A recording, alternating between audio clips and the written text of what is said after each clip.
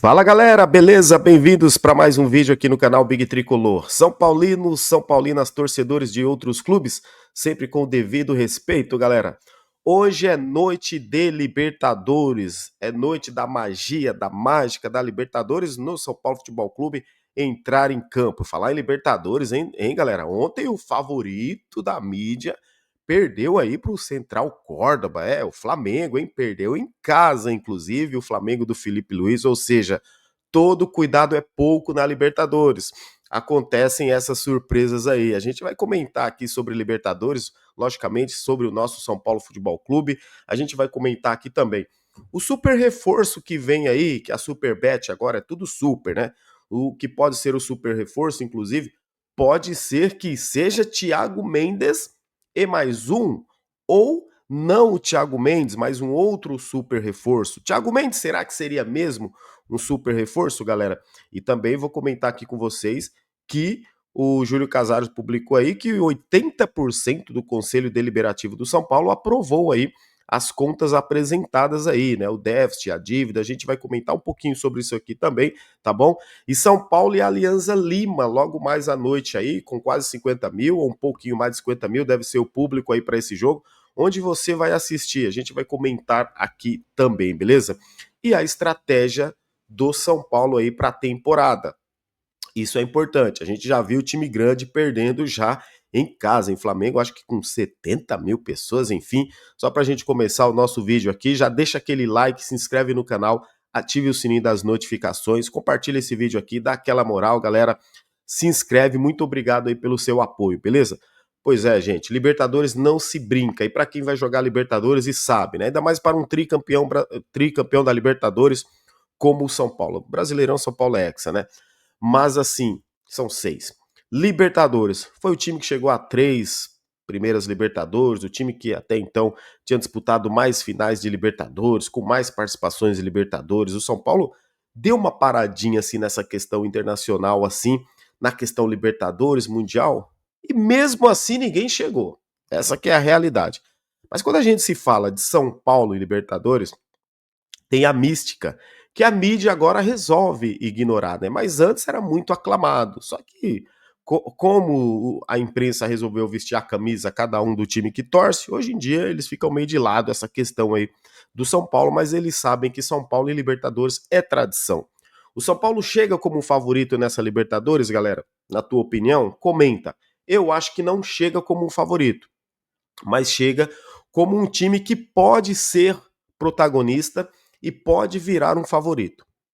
Como assim, Big? Tá doido? Aquela coisa, né? Ah, o time não vai, o Beldia, aquela coisa. Gente, quando a gente fala de um torneio curto, que são 6 jogos na primeira fase e depois mata-mata, cara, tudo pode acontecer. O maior exemplo disso para mim é exatamente em 2023, onde o São Paulo ganha aquela Copa do Brasil que ninguém imaginava, com aquele time que a gente vivia dizendo, é limitado, não vai onde, vai cair, vai brigar para não cair. O São Paulo foi campeão da Copa do Brasil, ganhando dos seus 3 principais rivais. Corinthians, Palmeiras e Flamengo ali na final, o Flamengo, né? Então a Libertadores, eu acho que ela proporciona algo diferente que nenhuma competição proporciona, que é exatamente uma surpresa de você ver, por exemplo, um Boca Juniors do jeito que estava, sabe, desmontado ali já desse daquele, não sei nem tem palavras para falar aquele time do Boca Juniors que eliminou o Palmeiras dentro de casa, da casa do Palmeiras, né? Então, a Libertadores tem isso. E olha o time que ganhou a Libertadores lá aquele ano, né? Foi o 2023, né? Foi o Fluminense, galera. O Fluminense ganha uma Libertadores com um time envelhecido, né? Um time bastante experiente, mas aí tinha lá um centroavante fazendo muito gols. O Ganso estava muito bem, né? O Arias, um jogador jovem muito bom. O Fluminense tinha um time equilibrado. Eu vejo esse time do São Paulo da seguinte forma: é um time equilibrado, sim. O São Paulo é um time equilibrado se ele estiver completo. Com Oscar, Lucas, Caleri na boa fase, por que não, né? A zaga do São Paulo continuo achando que, para mim, que se não for a melhor zaga do futebol brasileiro, é uma das melhores. Laterais agora mais experientes, você tendo o Cedric, o Enzo Dias. Inclusive, deixa eu já colocar aqui para vocês, já tô falando disso, colocar aqui o time do São Paulo que deve virar campo hoje aí, galera. Tá aí, ó. Rafael, Ferrarese e Arboleda, Alan Franco, Enzo Dias. Há quem diga que o Wendel pode aparecer ali, eu não acredito, tá? acredito que vai ser o Enzo Dias, Alisson, Marcos Antônio, Cedric, Luciano, Caleri e Ferreirinha. Ele volta com o Caleri, o Luciano ali vai ser mantido ali. Esse é o trio de ataque, tá? Esse é o que a gente tem de melhor para hoje, pelo menos aí com o Zubeldia é o que ele está enxergando. E falar nisso, olha só o gramado, galera. Como está o gramado, né? Isso aí são imagens lá do gramado depois dos shows. O gramado parece que não foi tão judiado. O São Paulo trabalhou rápido aí para deixar o gramado em boas condições. Isso é legal também para a gente ter um bom jogo. Então, ainda falando de Libertadores, tudo isso, todos esses adjetivos colocam o São Paulo como favorito. E detalhe, sabe como que veio o Alianza Lima, galera? O Alianza Lima ele vem sem 5 titulares. Tá trazendo aí algumas molecadas, os garotos também do Alianza Lima para jogar. E o Alianza Lima também, ele tem lá no ataque aquele Barcos, Barco, acho que jogou no Palmeiras, no Grêmio, né? Não sei se a pronúncia certa é esse, o nome certo é esse, Barco. Tem também aquele que jogou no Corinthians lá, cara. Nossa, eu esqueci o nome dele, depois acho que jogou. Guerreiro. Ou seja, é um ataque quarentão também, um ataque lento ali. Sabe, eu acho difícil esses caras se crescerem para cima da zaga do São Paulo. Eu acho que o São Paulo é favoritaço, sim, para vencer esse jogo, fazer um bom resultado e passar a ser, olha aí, o líder do grupo. Porque até o momento o Libertad tem 6 pontos, ganhou as duas. O São Paulo ganhou a primeira, agora vai para a segunda. São Paulo pega o Alianza Lima, que perdeu a primeira, então, né, que perdeu para o Libertário, inclusive. São Paulo ganhou do Tajeres, está aí, galera. O São Paulo hoje tem chance de fazer 6 pontos, ficar à frente ainda no saldo de gols e ir para o terceiro jogo contra o Libertad do Paraguai, lá no Paraguai, que vai ser o terceiro jogo. Então, o que eu espero do São Paulo, eu tenho certeza que é o mesmo que você espera. Que faça um bom jogo, que mostre o seu protagonismo, mostre respeito com a Libertadores, para que os rivais também, opa, ó, São Paulo tá aí. É noite de Libertadores. Falar em noite de Libertadores, galera, a Comembol proibiu sinalizadores. Inclusive, né, ela sempre proíbe. O São Paulo já soltou uma nota aí, tá, para os torcedores não levarem sinalizadores para dentro do estádio, porque pode ser punido, pode perder mando de campo. Fora do estádio também, quando eles fazem aquela festa ali, eu acho que aí é multa, né? Então, eu acho que eles vão fazer a festa do mesmo jeito e depois devem pagar a multa. É isso que deve acontecer. Mas assim, dentro do estádio, tomar cuidado. Tá aqui a nota que o São Paulo soltou, inclusive, galera. Ó, deixa eu ver se eu consigo ler para vocês aqui, ó. As noites da Comembol Libertadores do São Paulo são mágicas e a força do Morumbi lotado é inexplicável. Mas fiquem atentos às regras tricolores. Olha aí, ó. Por determinação da Comembol, está expressamente proibido o uso de sinalizadores, rojões ou fogos de artifício, dentro ou ao redor do estádio. A quebra dessa regra pode causar punições severas, como perda do mando de campo. Tá aí. Então, São Paulo soltou aí um comunicado aí, né? Deixa eu voltar aqui para a torcida em geral aí, principalmente para as organizadas. Vamos lá. Agora saindo um pouquinho desse dentro de campo, inclusive comenta aí se você acha que o São Paulo é favorito também, galera. Tamo junto. Só lembrando, o Palmeiras ontem venceu, né? O Bahia acho que venceu fora de casa também. O Flamengo perdeu em casa, o Botafogo aí também acho que venceu. Os principais times da Libertadores aqui no Brasil, né? Só o Flamengo perdeu. Hoje tem o São Paulo. Detalhe, né? A gente joga aí mais uma vez o Zubeldia podendo fazer história. Porque, na minha opinião, ele pode fazer história, o Zubeldia, galera. O Zubeldia, ainda que ele disse que ganharia um título, sim, ele tá vivo na Libertadores. Imagina se esse treinador, o Zubeldia, ele ganha uma Libertadores. Gente, se ele ganha uma Libertadores, faz história no São Paulo, ele faz história particular, ele vai ser lembrado pelo mundo. O São Paulo passa a ser o primeiro time a ganhar 4 Libertadores. Assim como a gente foi o primeiro a ganhar 3 Libertadores, a gente passa a ser o primeiro a ganhar 4 Libertadores. Tô falando time brasileiro, tá? E aí recoloca o São Paulo em Mundial, recoloca o São Paulo muito bem colocado no ranking para disputar o próximo Super Mundial que vai acontecer lá, acho que é em 2029. Quer dizer, não faz história, né? É logicamente que isso aqui é uma projeção, galera, é uma opinião, não é algo concreto que vai acontecer, mas se realmente acontecer, o homem escreve de vez ali a sua história no São Paulo. O que eu falei antes e continuo falando? Para mim agora é o momento de apoiar. Não gosto do estilo meio retranqueiro do time do Zubeldia, não gosto. Mas jogou contra o Atlético daquela forma, o Atlético Mineiro, tem condições de jogar de novo daquela forma com qualquer time. aí é postura. E se o Zubeldia ir acertando esse time, como me parece que ele começou a acertar contra o Atlético Mineiro, tenho certeza, cara, que o torcedor vai apoiar o Zubeldia e vai apoiar o São Paulo. Até arrepia quando eu lembro aqui, é de Libertadores e é o São Paulo, galera. A mágica é diferente, a magia é outra. Então, ninguém vai torcer contra o São Paulo, Zubeldia. O que a gente quer é ver um São Paulo diferente, não esse São Paulo de toquinho para trás. O que a gente quer ver é um São Paulo diferente, sim, dentro do Morumbi, buscando o gol, buscando o resultado.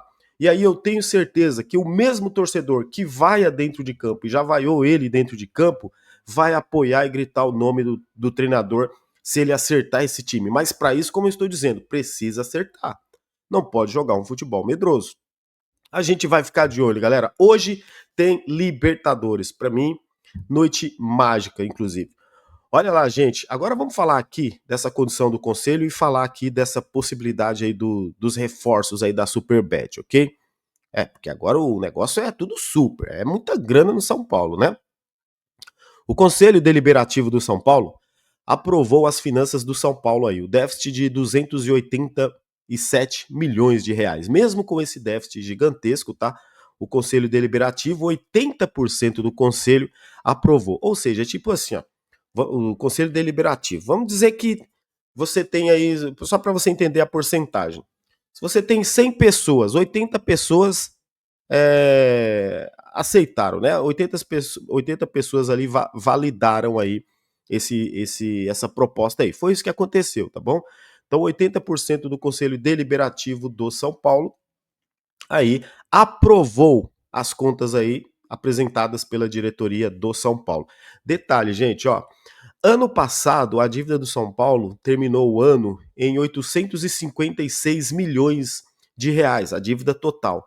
Esse ano, a dívida foi para 968 milhões de reais, ou seja, 112, né, milhões de reais a mais. É como eu venho dizendo, a cada ano, Júlio Casares e a gestão aumenta a dívida do São Paulo aí em 100 milhões, pelo menos. É incrível. Você não vê grandes investimentos, pelo menos no futebol. Então, o balanço financeiro ainda não foi apresentado oficialmente, tá? Ele vai ser apresentado em breve. O São Paulo tá segurando um pouco aí, não sei qual é o motivo, mas vai ser apresentado e todo mundo vai ter o conhecimento passo a passo ali dessa dívida do São Paulo. Esse balanço aí com certeza vai estar tudo bem descrito lá, né, galera? Mas só não vou aqui ficar, fazendo o tempo todo aqui as críticas, tá? Porque assim, vocês sabem que a gente tem a nossa crítica a essa gestão, mas eu queria então só trazer essa informação, comentar isso aqui, que foi aprovado então aí pelo Conselho Deliberativo a dívida de quase 1 bilhão de reais aí, de 80%. Olha, parabéns aos 20% aí que não aprovaram, tá? Pelo menos os caras ali devem ser são paulinos, né? Falar, que isso? Quase 1 bilhão de dívida, eu não vou aprovar, né? Esse déficit todo, essa dívida toda aí. E os 80% mostra o quê, galera? Que o Casares ele tem a política na sua mão. Que a gestão é essa, a gestão do São Paulo é essa gestão de quase 1 bilhão. É a gestão, a aprovação mostra que está todo mundo junto, ciente dessa dívida e que afunde o barco, eles estão tudo junto. Eu vejo dessa forma. E 20% não aceitaram. É isso, beleza? Agora vamos falar aqui da probabilidade aí do super reforço. Comentei ontem no vídeo de ontem a questão do Thiago Mendes. Eu trouxe ali alguns dados detalhados, né, de tempo que ele está sem jogar, lesionado, não vem sendo relacionado, tal. Esse, segundo algumas informações aí internas, né, que saíram ontem, que o Zubeldia gosta da ideia, o São Paulo também, é o estilo de negócio que o São Paulo gosta. Agora, sabe por quê? Eu até ontem não falei, mas sabe por que é o estilo de negócio que o São Paulo gosta? Porque é com o empresário, né? Aqueles empresários que o São Paulo tem forte ligação. Então aí fica, de certa forma, não vou dizer simples, mas fica assim, mais plausível, né, para contratar, de certa forma. Agora, gente, o Thiago Mendes é. E obrigado pelo seu apoio, valeu, galera. Obrigado aí por deixar o like aí se você não deixou. Deixa esse like, se inscreve no canal aí, tamo junto, sem enrolação, sem perder tempo, então vamos lá. O que que acontece? Thiago Mendes é um super reforço? Na minha opinião, eu até mudei de ideia com a contratação do Thiago Mendes. Eu vou explicar aqui rapidinho para vocês por quê. Por que que eu mudei de ideia? Eu era favorável à contratação do Thiago Mendes, hoje não sou mais. sempre gostei do estilo de jogo do Thiago Mendes. Mas por que eu não sou favorável à contratação dele? Porque ele já está um jogador também dos veteranos, 33 anos. Chegaria no São Paulo em julho, com quase um ano parado, acho que vai dar até julho, 10 meses ali também parado, né? Até porque ele não vem jogando lá no Catar e ficou aí vários meses lesionados também. Antes ele já tinha tido outra lesão também na coxa, ficou vários meses, acho que 3 ou 4 meses lesionado, enfim. Vem sendo recorrente. Lá em 2 anos, mais de 2 anos lá no Al Rayyan, ele fez 30 partidas. Então, galera, por que que eu mudei de ideia sobre a contratação dele? Porque se você de repente vai pagar R$ 1 milhão para um jogador desse e a Superbet que quer um super reforço, então traz de verdade um super reforço. Thiago Mendes eu mudei, não é um super reforço. Eu acho que hoje ele seria assim mais do mesmo. Por exemplo, você vai ter no meio de campo o Alisson aí, que acho que é 32 ou 33, Oscar 33, Lucas que vai fazer 33. Quer dizer, é muito jogador, galera, veterano. Não discuto a qualidade, estou discutindo aqui a questão da idade, que para mim pesa, porque o São Paulo acaba ficando com um time mais lento e jogadores ali que vêm com um histórico de lesão já nessa fase da carreira. Os caras já viveram o seu auge na Europa, por onde eles passaram, só que agora eles vêm para o São Paulo já com histórico de lesão. Então, eu agora, tá? Se chegar, logicamente a gente vai torcer, beleza, Thiago Mendes, tomara que dê certo, porque também vejo que é bom jogador, só que pela questão da idade, pelo preço, será que na América do Sul aí não tem um bom jogador que ganha menos que isso, que ainda não é um super, como eles acham? Eu até acredito que tenha na Europa, aqui no próprio Brasil. A questão é o scout achar também. Então, para pagar toda uma bala pro Thiago Mendes, por que eu falo que vai pagar uma bala por ele, galera? Um grande valor. Pelo que eu pesquisei aqui lá no Al Rayyan do Catar, aqui no Salário Sports, aqui, que é um site aí especialista em ver, descobrir salários de jogadores, ele ganha em torno de 1.600.000 reais, tá? Então é isso, por mês. Será que ele vem para ganhar bem menos que isso no São Paulo? Eu chutaria aí, no pior das hipóteses, 1 milhão. Vai que seja 900 mil. Não acredito que vai ganhar menos do que isso. E aí começa aquele negócio de coloca luvas, coloca não sei o que, o cara começa a ganhar 1 milhão, 1 milhão e 200 e por aí vai. O que eu falo é o seguinte, galera. Eu acho que poderia investir num jogador mais jovem. O São Paulo tá precisando de jogador de velocidade. E detalhe também, é importante o planejamento do São Paulo, o projeto do São Paulo, olhar para o ataque também. Hoje o nosso ataque, o Caleri, que pode fazer história também na Libertadores, se tornar aí o maior artilheiro do São Paulo em Libertadores, né? Pode passar o Rogério e o Luiz Fabiano. Mas o Caleri também vive uma fase ruim e o Caleri também já tá indo ali para os 32. O que eu digo, galera? Será que não é a ideia também já? Mas tem o Rian Francisco. Tem o Rian Francisco, mas vai jogar? Difícil a gente acreditar nisso, né? E o André Silva? Eu continuo repetindo. O André Silva não acho um grande jogador. Eu acho um reserva ok. Não acho também que ele teria condições de ser um grande jogador para o ataque. O que eu digo é que o São Paulo precisa de um jogador diferente no ataque. Um grande jogador que faça gols. Aquele cara decisivo que a gente não tem. O André Silva não é esse cara, o Luciano não é. E o Caleri também não é. O Caleri é o tal brigador. Então, se for pensar para trazer um super reforço, e pode ser até um ou dois ou três, né? Como a patrocinadora agora faz essa parceria com o São Paulo, que isso vai ser falado mais pra frente também, porque vai ter lá o Super CT, quer dizer, é super tudo agora. A gente pode ter um Super São Paulo. Podemos? Podemos. Vamos ver dependendo dos reforços. Não me iludo, galera, de verdade, não me iludo. O que eu faço aqui é uma alerta também pra gente ver. Por exemplo, o São Paulo trouxe o Rames Rodrigues, cara. Nossa, um baita nome assim, mas era um jogador que estava mais para decadência também do futebol, o Rames Rodrigues ali. Ele não estava interessado em jogar nos clubes, ele está interessado em jogar na seleção. Então, a gente tentou, trouxe o Rames Rodrigues, mas não funcionou. Aí você trouxe o Lucas, olha só que legal, a gente tem o Lucas. Mas vocês já repararam que pelo menos por ano o Lucas fica uns 4 meses parado? Façam as contas aí. Pelo menos uns 4 meses parado o Lucas fica, galera. É muito tempo assim, a gente precisa de jogador mais jovem, jogador decisivo. E eu sou fanzaço do Lucas, né? Assim como sou também do Caleri, do menino aí, como eu falei, o Thiago Mendes, sempre gostei dessa galera toda aí, mas a gente precisa ser realista que esses caras, eles já não vêm entregando aquilo que a gente acha que eles vão entregar. O próprio Oscar ainda não engrenou, aí tá aí com seus 33, esse ano também já vai pros 34, já é aquele tipo de jogador que não dá mais pra gente esperar que vai fazer algo muito diferente.